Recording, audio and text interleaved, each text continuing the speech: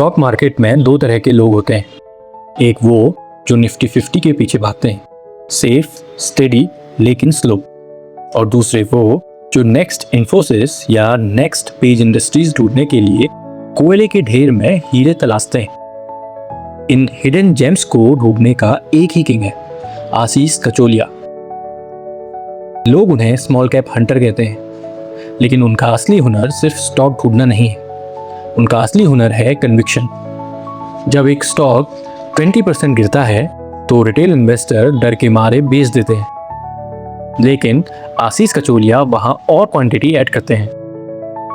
आज हम सिर्फ उनके पोर्टफोलियो की लिस्ट नहीं देखेंगे, हम समझेंगे उनका मल्टी बैगर फ्रेमवर्क। हम देखेंगे कि कैसे एक एक्स ब्रोकर ने इंडिया के सबसे बड़े इंडिविजुअल पोर्टफोलियोज में से एक खड़ा किया।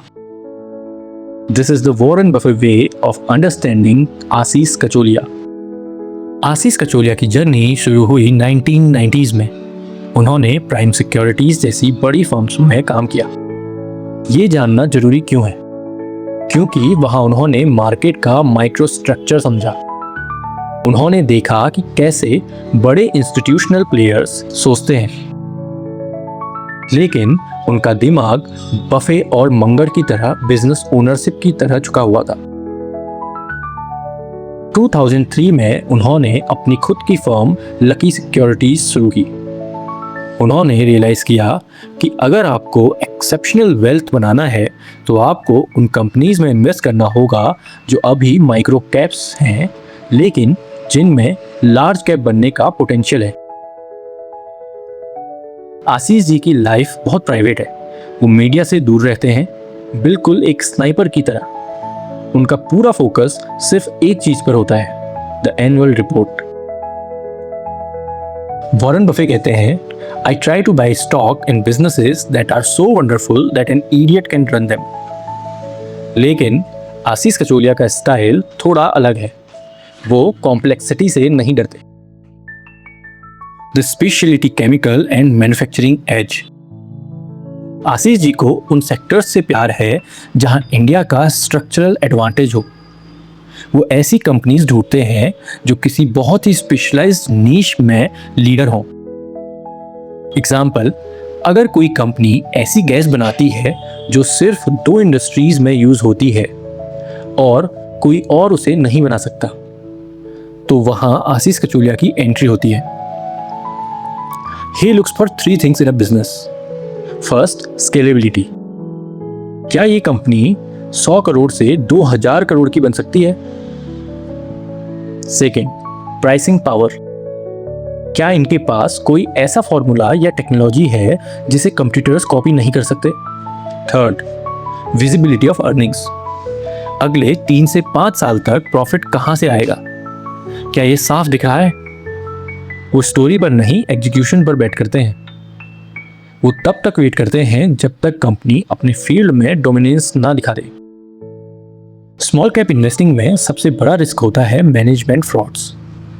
छोटी कंपनीज में अकाउंट्स मैनिपुलेट करना आसान होता है, तो आशीष कचोलिया इससे कैसे बचते हैं? मैनेजमेंट की इंटीग्रिटी सबसे ऊपर होती है।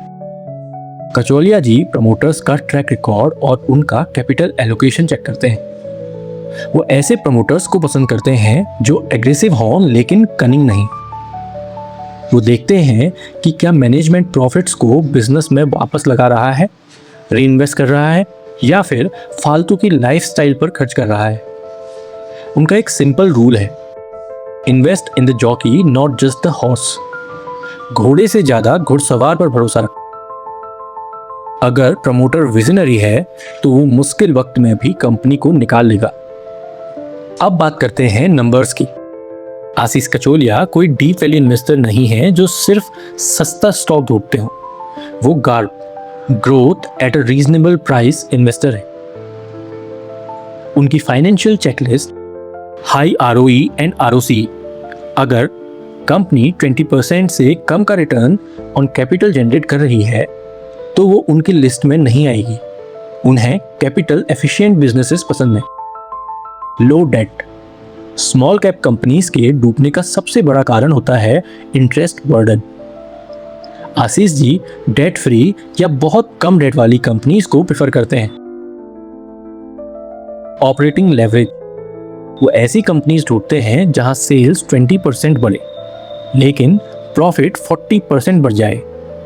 इसे कहते हैं ऑपरेटिंग लेवरेज।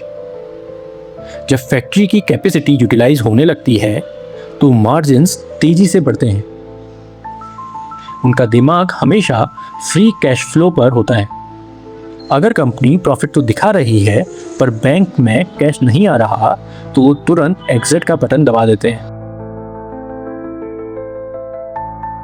आशीष कचोलिया की सबसे बड़ी खूबी है उनका होल्डिंग पीरियड। रिटेल इन्वेस्टर्स की आदत होती है 10% प्रॉफिट हुआ तो बेच दिया, 20% लॉस हुआ तो होल्ड किया। आशीष जी इसका उल्टा करते हैं, वो अपने विनर्स को राइड करते हैं। उनका पोर्टफोलियो कंसंट्रेटेड होता है। वो मानते हैं कि अगर आपने मेहनत करके एक हीरा ढूंढा है तो उसमें सिर्फ 1% पैसा क्यों लगाना, 5% या 10% लगाइए। The pain of small caps, small cap investing कोई बेड ऑफ रोजेस नहीं है। इन स्टॉक्स में 40 to 50% की गिरावट आम बात है। आशीष जी का मेंटल मेकअप चार्ली मंगर जैसा है। मंगर कहते थे, if you can't stomach a 50% drop in your portfolio you don't deserve the return. वो पैनिक में नहीं बेचते, वो पैनिक में एनालिसिस करते हैं। पर्सनल लाइफ में आशीष कचोलिया बहुत हम्बल और लो प्रोफाइल हैं। उन्हें पार्टी सर्किट्स या ग्लैमर में कोई इंटरेस्ट नहीं है। उनका मैक्सिमम टाइम रीडिंग में जाता है। उनका एक सीक्रेट है, नेटवर्क। वो दूसरे स्मार्ट इन्वेस्टर्स जैसे लेट राकेश झुंझुनवाला के साथ आइडियाज डिस्कस करते थे, लेकिन डिसीजन हमेशा उनका अपना होता था। वो किसी के पीछे आंख बंद करके नहीं भागते। उनका बिलीफ है कि स्टॉक मार्केट में आपका कैरेक्टर आपके IQ से ज़्यादा इंपॉर्टेंट है। आशीष कचोलिया से हमें क्या सीखना चाहिए? Be curious. हर छोटी कंपनी को एक पोटेंशियल जायंट की तरह देखो। Do your homework. Annual reports को अपनी बाइबल बना लो। Have patience. मल्टीबैगर्स रातों रात नहीं बनते, उन्हें सालों लगते हैं। इन्वेस्टिंग का वर्ड कंफ्यूजिंग लगता है। Balance sheets, ratios, DCF, compounding, इतना सब कुछ कहाँ से सीखें?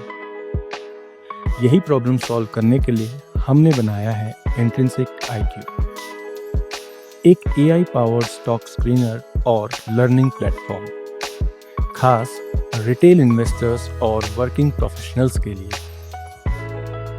यहाँ आपको मिलेंगे simple explainers of tough investing concepts, बिल्कुल beginner friendly. AI generated stock summaries and detailed reports और वैल्यूएशन मॉडल्स जैसे DCF, DDM, Graham. Personalized dashboard जहां आप अपना पोर्टफोलियो ट्रैक कर सकते हैं। रिमेंबर, स्टॉक मार्केट में पेशेंस और सही टूल्स ही बनाते हैं वेल्थ। विजिट intrinsiciq.in टुडे और बनाइए अपना इन्वेस्टिंग एज। कचोलिया जी की जर्नी हमें बताती है कि इंडिया की ग्रोथ स्टोरी स्मॉल कैप्स में छुपी है। अगर आपके पास सही लेंस है तो आप भी अगला हिडन जेम ढूंढ सकते हैं। अगर आपको आशीष कचोलिया का ये हंटिंग स्टाइल पसंद आया तो कमेंट्स में लिखिए हंटर। वीडियो को लाइक करें और सब्सक्राइब करना ना भूलिए। Wealth is a journey. धन्यवाद।